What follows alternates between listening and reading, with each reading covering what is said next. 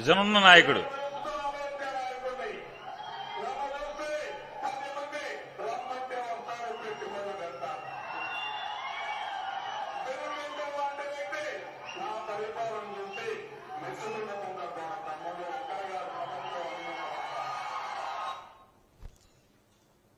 చూశారు కదండి, నారా చంద్రబాబు నాయుడు గారు 2024 కాదు 2014 ఎన్నికలకు వచ్చి మాట్లాడాడు.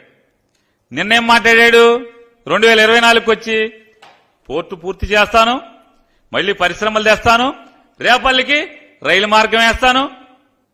ఇంతకన్నా దగాకోరు ఎవడన్నా ఉంటాడా చెప్పండి?